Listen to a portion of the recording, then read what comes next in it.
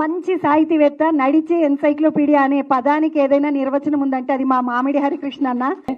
ఒక్క మానవుడు అమ్మను కన్న అమ్మని కూడా తలుచుకుంటూ ఒక అక్షర నీరాజనాన్ని అర్థిస్తున్నాడు. మనందరినీ ఇక్కడ కూర్చుండబెట్టి అమ్మలగన్న అమ్మ కూడా చాలా గొప్పదే అని మరొక్కసారి గుర్తు చేసేలా మనందరికీ చెప్తున్నాడు.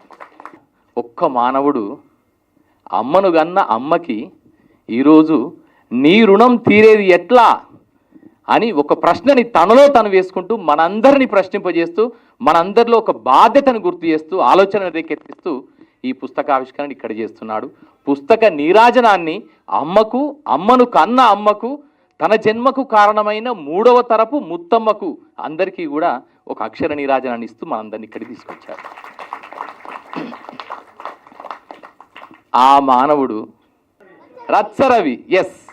రచ్చరవి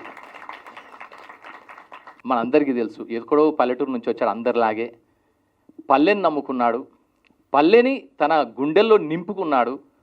పొలాల వెంట పరిగెత్తాడు, చెట్ల వెంట, పుట్టల వెంట, గుట్టల వెంట తిరిగాడు, అక్షరాన్ని ఆస్వాదించాడు, తనలో ఉండే క్రియేటివిటీని నమ్ముకున్నాడు, ఈ మట్టిని ప్రేమించాడు, ఈ మట్టి మీద నడిచాడు, ఈ మట్టిలో పొరలాడు, ఈ మట్టిలో ఎదిగాడు. హైదరాబాద్కు వచ్చాడు. హైదరాబాద్కు వచ్చి తనదైన తత్వం, తనదైన తెలంగాణ తనాన్ని తన ఒంటి నిండా పులుముకొని, తన దేహం నిండా పులుకొని, తన ఆత్మ నిండా పునీతుడైపోయి ఆ తర్వాత ఇక్కడ మనందరికీ తెలుసు కమెడియన్గా ప్రస్థానం ప్రారంభించాడు, మిమిక్రీ ఆర్టిస్ట్గా చేశాడు. చిన్న వేరువేరు సాంస్కృతిక కార్యక్రమాల్లో అందరినీ నవ్విస్తూ అందరినీ అలరిస్తూ ఫస్ట్ అందరి దృష్టిని తన వైపు తిప్పుకున్నాడు. తర్వాత నటుడిగా వచ్చాడు, రచయితగా ఇప్పుడు మన ముందు దర్శనమిస్తున్నాడు.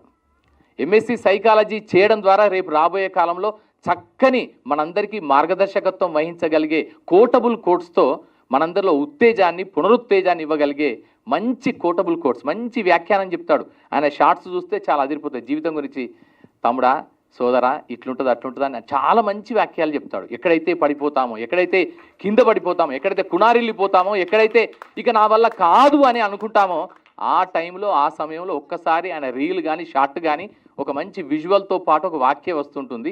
అది వింటే నిజమే కదా, ఇట్లా కూడా ఆలోచించవచ్చు కదా, జీవితాన్ని ఈ కోణం నుంచి కూడా చూడొచ్చు కదా అనే ఒక పాజిటివ్ ప్రాక్టికల్ అప్రోచ్ మనలో ఏర్పడేలాగా తన జీవన సారాన్ని మాటల రూపంలో, అనుభవాల రూపంలో చెప్తున్నాడు.